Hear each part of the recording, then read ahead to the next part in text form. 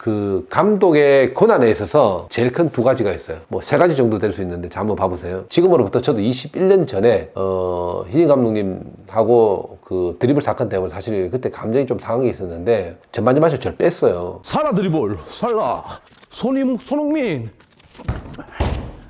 축구 그 이상의 퍼포먼스 스포츠웨어 블라인드. 꽁뱅지 TV 김명지입니다. 오늘 빨간색 입은 이유는 맨체스터 유나이티드 이슈가 있습니다.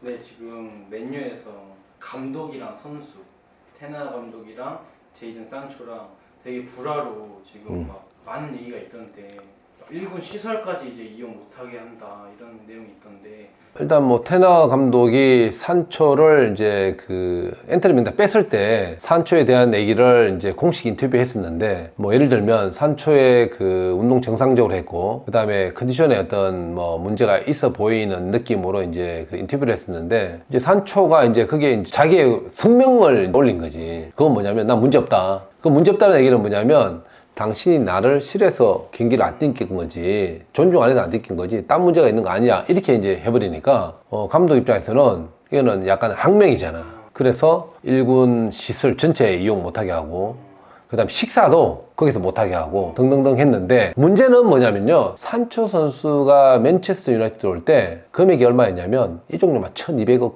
정도 했었어요. 어마어마한 금액이었고, 그때 당시에 산초랑 비슷한 유형에 누가 있었냐면 잭 글리시였는데, 잭 글리시는 맨시티가 가지고 지금 잘하고 있고, 산초는 그 이상의 선수라고 평가받았음에도 불구하고 지금은 맨체스터 유나이티드에서 제대로 활약을 못하면서 문제아로 지금 완전히 지켰는데, 이 문제가 이제 발생이 되면서 사실 팀 내분적으로 문제가 많은 거잖아요. 그럼 선수들은 누구 편을 들까요? 라고 물어보면 선수들은 테나 감독의 편을 들 수밖에 없어, 묵시적으로. 왜냐면 본인도 아니면 아웃되니까. 그래서 선수들이 지금 좀 나섰다라고 얘기해요. 다 이제 사과라고, 레시포드도 등등 해가지고 테나 감독이 지금의 그 노염을 풀 수 있다. 또 감독도 그랬으니까 사과하지 않으면 공식적으로 언제까지라도 아웃이다. 지금 그걸 지켜가고 있고, 어쨌든 테나 감독 입장에서도 큰 모험을 하고 있는 것이고, 산초 선수 입장에서는 자기 자존심을 지키면서 뭔가를 하려고 하는데, 이 게임의 승자는 테나 감독이 될 수밖에 없다.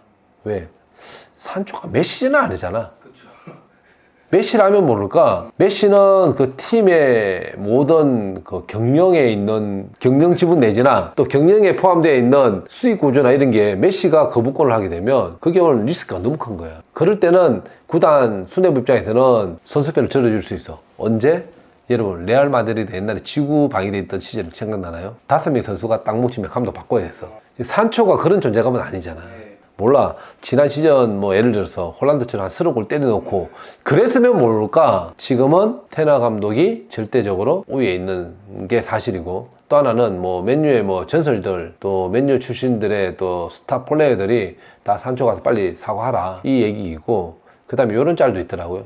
퍼거슨 같았으면 영국에서도 떠나게 만들었다. 퍼거슨 감독 같았으면 괜찮았지. 왜냐면 퍼거슨 경 같은 경우에는 경이잖아, 경. 어마어마한 그 지위를 가지고 있으면서 대단한 인지를 가지고 있기 때문에 그거는 정말 영국 어느 구단도 받아줄 수 없는 상황이 되고, 아마 영국을 정말 떠날 수밖에 없었을 거예요. 자기의 자존감을 내려놓고 거기에 대한 사과를 하고 팀의 일원으로서 선수의 어떤 자세를 지켜주는 게 좋지 않을까라는 생각하는 게, 제가 2002년도에 그래 봤잖아요.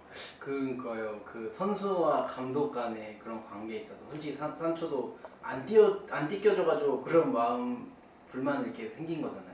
그것도 그 산초의 마음을 어느 정도 또 이해하실 것 같아요. 그렇지. 산초는 이런 생각할 거야. 나는 슈퍼스타였고 잘했고 어떤 리그에서 어떤 팀을 갈 수 있다라고 생각하는데, 산초가 여기에서부터 자기 자존감을 지키기 시작. 이게 잘못된 거야. 물론 알아. 다시 뭐 독일로 가서 잘할 수 있고 스페인 리그도 있고 그 다음에 뭐 이탈리아도 등등등 있는데, 여기에서 문제를 시키고 그 구단 가서 잘할 거다라고 그 구단에서 생각을 안 하는 거야. 너 우리 구단 와도 문제가 생길 거 아니야. 단 필요하겠지만 그런 생각들을 가지게 되면 벌써 산초에 대한 어떤 받아들이는 입장에서는 감독 입장에 별로 안 좋아해. 왜?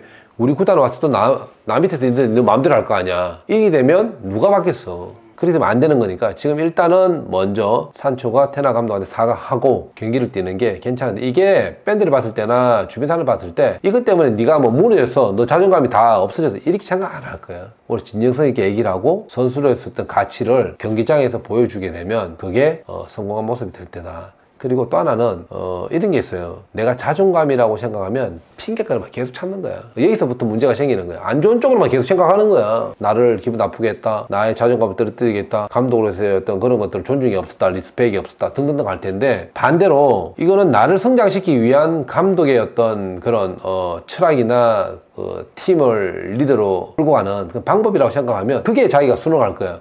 감독님은 이런 발언들을 싫어하는구나, 또 이런 자세를 싫어하는구나 라고 하면 그게 맞춰가면, 그러면 자연히 감독이 좋아하는 선수가 되고 팀의 중심의 선수로 갈 수 있는 거야. 왜? 김민재 봐봐. 감독 얘기 잘 듣지, 동료들하고 잘 지내, 이러니까 계속 기회를 주면서 계속 성장하는 선수가 되는 거야. 이런 모습들이 좋다.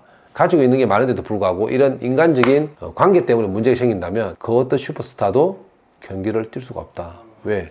감독이 11명 찍어낼 때 산초 빼면 그냥 이거는 구단적 와도 못하는 일들이야. 그 감독의 권한에 있어서 제일 큰 두 가지가 있어요. 뭐 세 가지 정도 될 수 있는데 자, 한번 봐보세요. 일단 라인업 짜는 거. 이거는 그 어떤 누가 와서 참견이나 이거는 지시할 수 없어요. 이 감독이 권한을 철저하게 뺏는 거고, 그 다음에 훈련하는 방법이나 훈련의 일정, 이것도 절대 누가 참견하면 안 돼요. 그건 또 하나. 그 다음에 옆에서 훈수는 들 수 있는데 선수의 뭐 교체라든지 그 다음에 전술에 대한 얘기를 절대 하면 안 돼요. 이 세 가지 중에 첫 번째가 이제 스타팅 문제잖아. 네. 산초를 또 엔트리 넣는 거. 네. 이거는 최대 주주가 누군지는 모르겠는데 거기에 와서 이 얘기를 해도 뭐 안 돼. 아니면 감독을 자르든지 둘 중에 하나를 해야 되는데 그럴 일은 없는 거잖아요. 그러면 결국 누가 문제야? 산초가 문제야. 산초가 빨리 진정성을 담아서 감독한테 사과하고, 그 다음에 그 경기를 뛰면서 피치에서 자기 자존감을 보여주는 게 베스트 자세다. 제가 그때 철들었으면 감독님한테 죄송하다 그러고 참 했으면 됐는데, 그때 내가 그랬거든.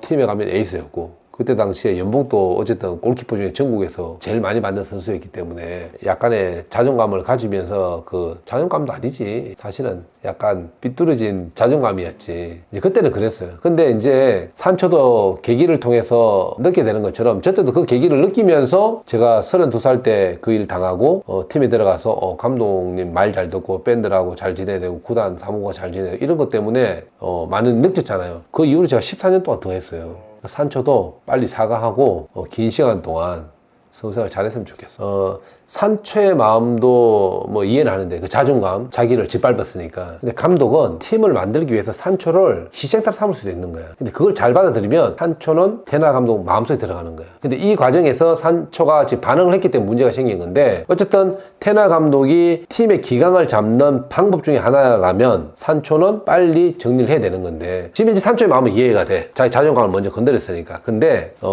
산초가 더 훌륭한 선수가 되기 위해서는 감독의 입장을 이해를 하고 감독의 운영 철학을 따르는 게 오히려 더 성장하는 계기가 될 거다라는 생각이 가는 거예요. 자, 그럼으로써 나중에는 산초한테 어떤 걸 주냐? 산초는 어떤 감독이든지 감독님이 나한테 주는 역할을 수행할 수 있는 능력을 주잖아. 그걸 받아들임으로써 계속 성장하는 선수가 되는 거예요. 그러면 어느 구단 가더라도 이 선수는 좋은 선수야, 내가 원하는 역할을 주면 잘 해내는 선수야 라는 거를 인정받게 되는 거야. 근데 저는 느낀 게 많아요. 산초 같은 경우가 저도 경험이 있었기 때문에 그러는데, 그때 당시에는 그게 내가 성장하는 자존감을 짓밟는다, 또 내가 무너진다라고 생각하지만 절대 그렇지가 않을 거예요. 그걸 함으로써 느끼고 성장하는 계기가 될 수 있다. 저도 14년 전, 아니죠, 2002년도니까 지금으로부터 저도 21년 전에 희진 감독님하고 그 드리블 사건 때문에 사실 그때 감정이 좀 상한 게 있었는데 전반전마저 저를 뺐어요. 그때 가서 정말 사과하고 등등 다 했으면 되는데 그때 그렇지 못했던 거예요. 왜냐하면